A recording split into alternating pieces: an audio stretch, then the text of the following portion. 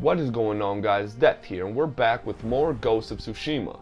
In this video, we're going to break down 8 things you got to know regarding this game. There's a lot more to it, but I want to break down these 8 because I think they're very interesting and they might change your point of view or persuade you to get this game. So, number 1, the open world. I find the open world in Ghost of Tsushima to be incredibly beautiful. People have recently been comparing it to an Eastern Red Dead Redemption, and I find that to be very accurate from what we've seen. The story, the locations, the open world activities are very laid back, very nature related, very fluid. Now, the second one is the story mode. The story mode in this game is incredibly immersive. It really brings you back to an era of, per se, the last samurai. It brings you to an era where you truly feel that you're avenging your people. I'm not going to be spoiling what the story is about, but it's very complex, very interesting, and there's going to be some beautiful, glorious cutscenes you guys got to check out. The third thing is navigation. First off, as you can see, there's going to be no radar, no compass on your screen. What you got to do to travel is use, landmarks. You can look for burning villages to find events, or simply, burning villages where you can find encounters, find battles, and loot enemies. This is going to be very interesting, but it just keeps on getting better. Burning villages is just the first way to get around. As you travel the world, you will encounter birds that will fly next to you.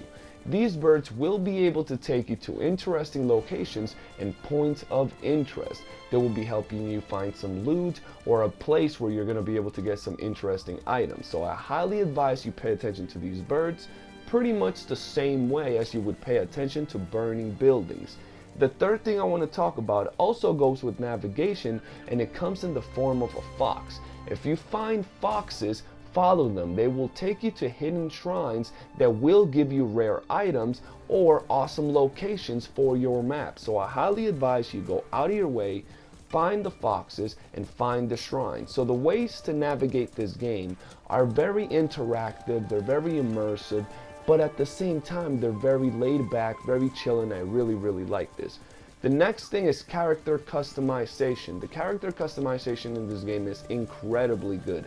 Not only do you have the ability to change your character's armor, but you can also change the color of said armor with flowers you find throughout the game, allowing you to customize your character to the color and style you really like. The next thing I want to talk about is photo mode. Photo mode is glorious. It's going to allow you to make some masterpiece screenshots and even some amazing movies. Yes, movies. And we have a black and white filter for those of you that want to relive an old school samurai flick. The next thing I want to talk about is the samurai. Yes, you get to play as a freaking samurai in this game. You have different stances, you get to parry attacks, you get to use low blows, high attacks, all kinds of techniques with your sword, and you really feel like a samurai. I love the combat. Everything you're seeing is just so fluid. That right there was timed attacks, but right here you can deflect arrows with your sword. You can attack back, you can do fatalities pretty much with your sword, one-shot hits, you can execute people. I really love the way you fight with this sword. As you can see right here, it's incredible. Y'all know I got a samurai tattooed on me, so this has me very hyped. It's incredible how you can switch your stances to inflict more damage and do different attacks, as you can see right here.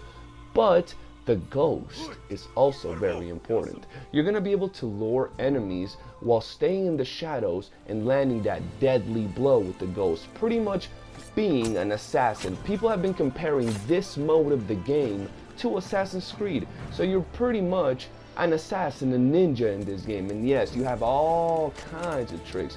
You have, your throwing knives, you have ninja stars, you got all kinds of things that you're going to be able to use, or kunai to be more precise, smoke bombs, and a lot of things that would go with the ghost assassin style of gameplay.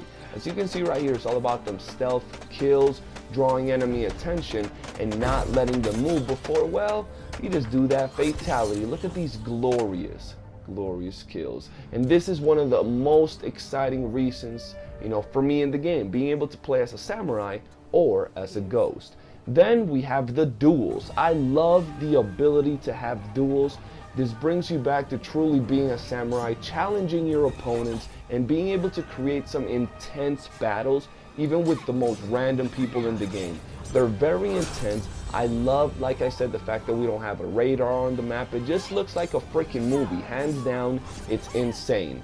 Now, I hope you guys have enjoyed this video. There's going to be so much content for this game on the channel. Make sure you join up. Join our Discord if you want to find people to talk about this game. Share your art, your pictures, your videos, and let me know what you think of this video and the rest of the content, and let me know if you want me to cover something in particular regarding this game. For now, that's pretty much it, and your boy Deathgun out.